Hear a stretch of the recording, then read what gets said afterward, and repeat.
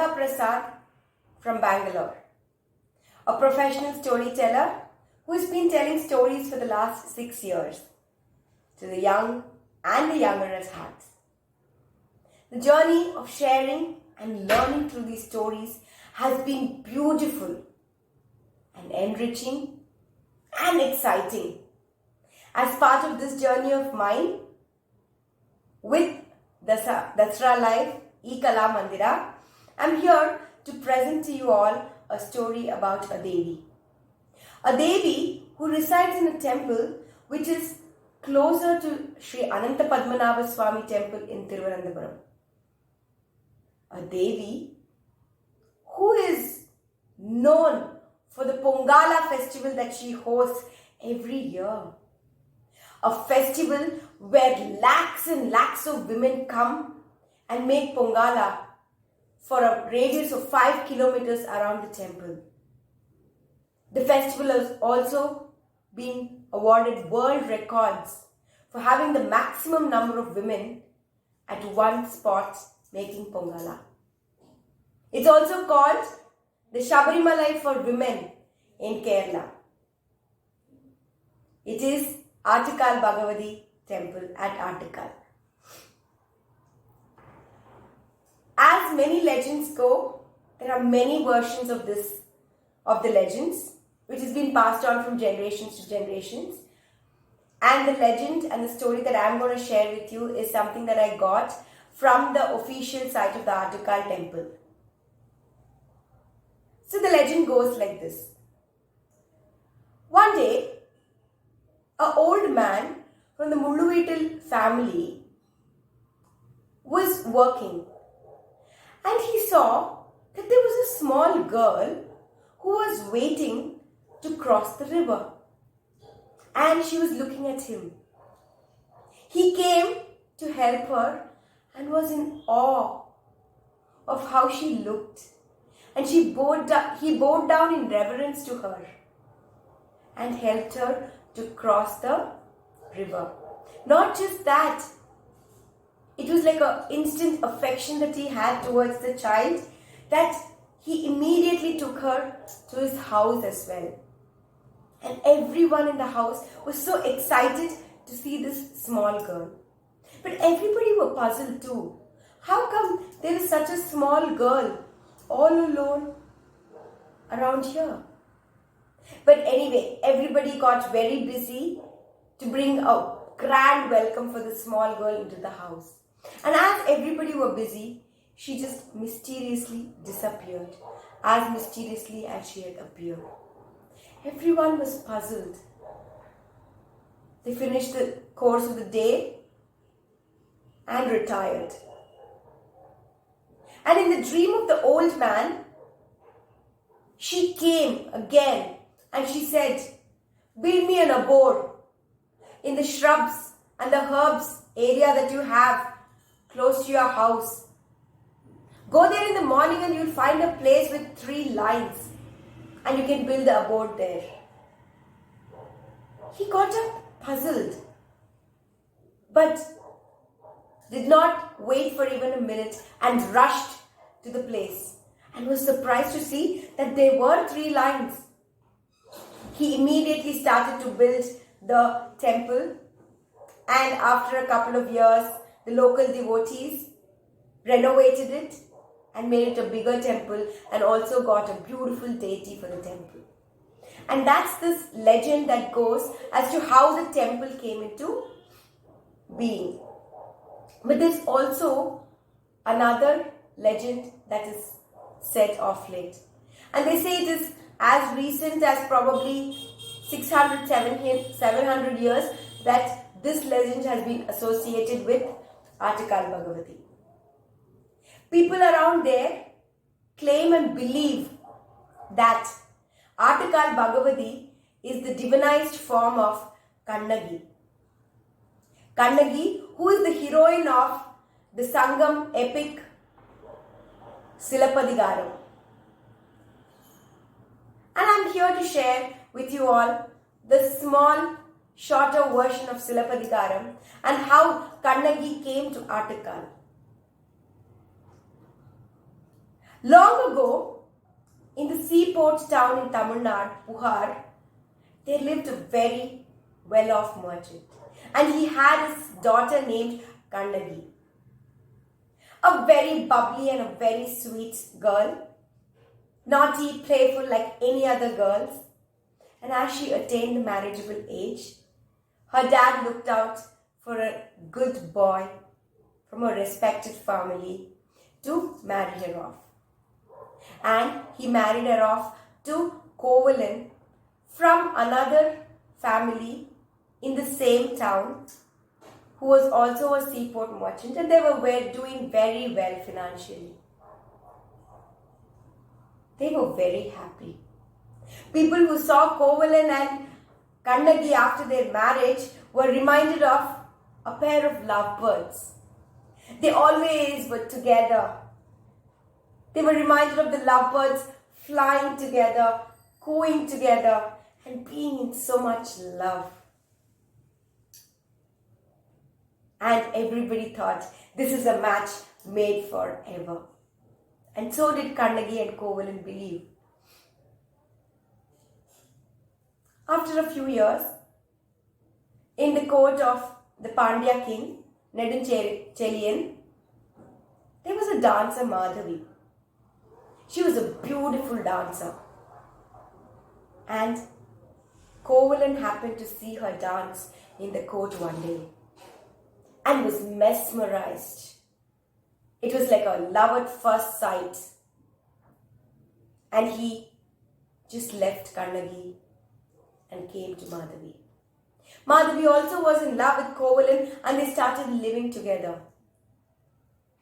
Kovalan spent all his money, all his fortune in making his life with Madhavi happy and making her happy.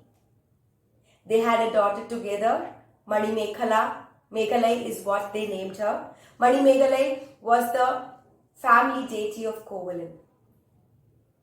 And they lived very happily without the knowledge of Madhavi and Kovalan. Madhavi's mother was secretly extracting money from Kannagi.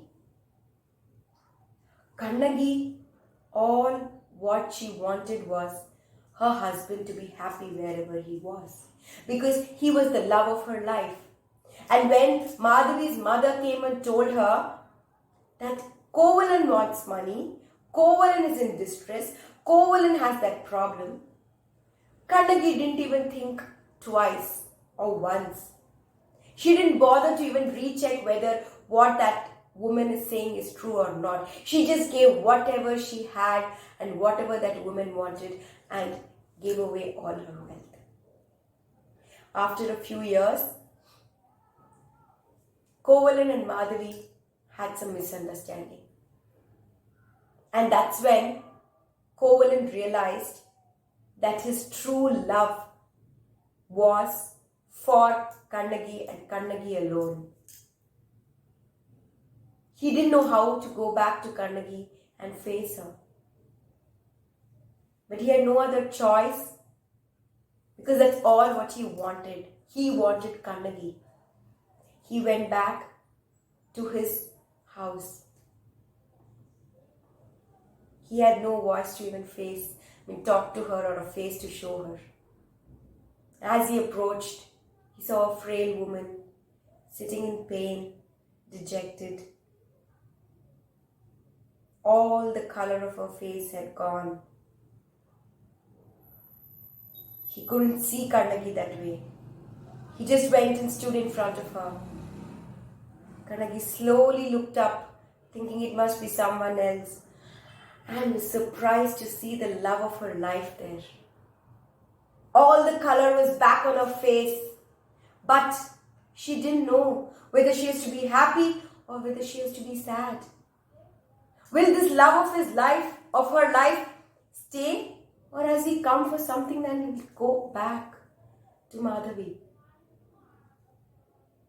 She just stood there, and Kovalan said, I know I can't even ask sorry, but if you can, please forgive me and take me back and let's lead a beautiful life together.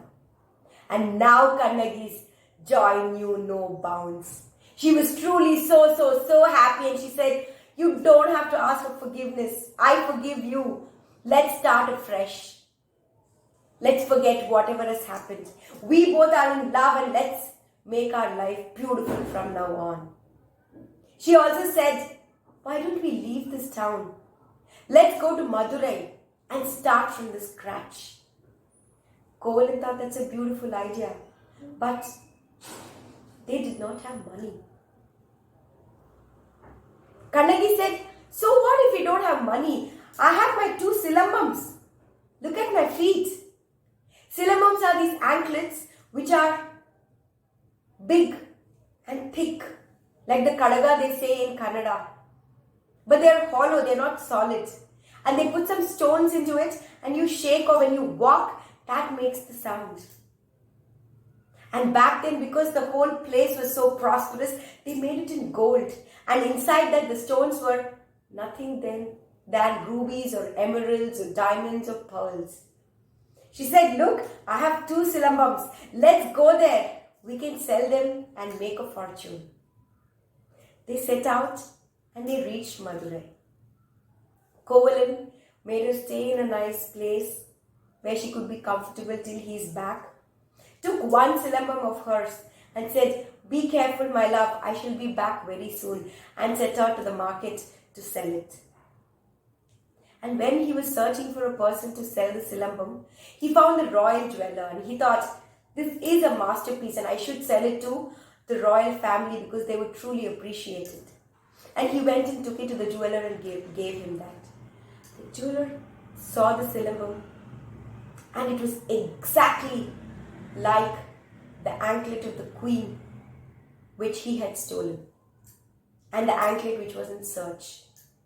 He immediately devised a plan to escape from the wrath of the punishment of stealing the queen's anklet.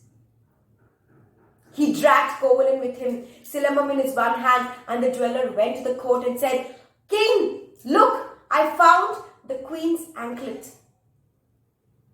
The king just saw that and said, "Ha! Where did you find it?" "Kovalan here. He's the thief who stole it."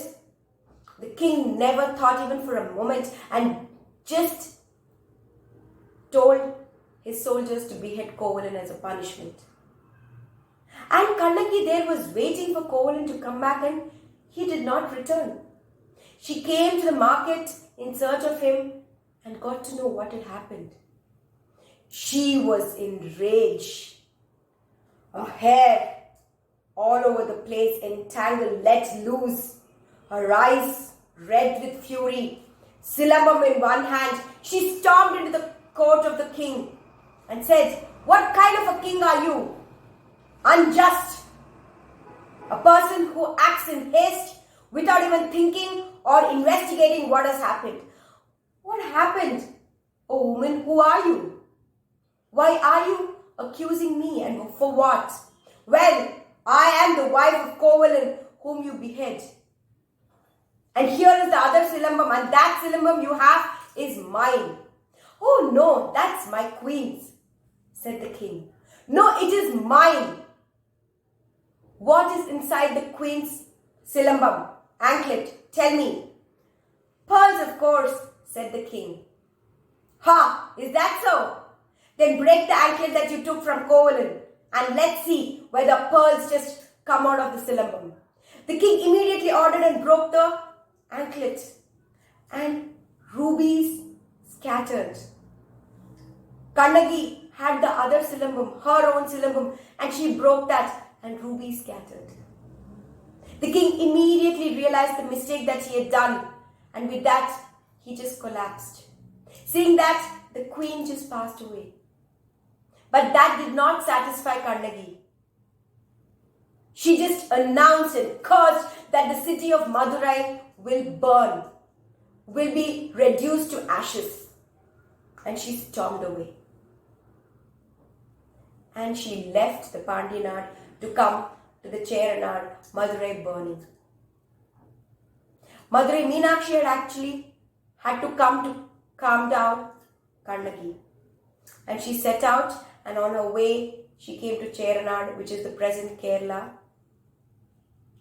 and she was to go to Kodanganallur, but she took a sojourn and stayed in Aatukal. And that is the legend of the divinized form of Aatukal, who is Kannagi. So I would like to conclude this story by saying, Amme Narayana, Bhadre Narayana, Lakshmi Narayana, Amme Narayana. Namaskara.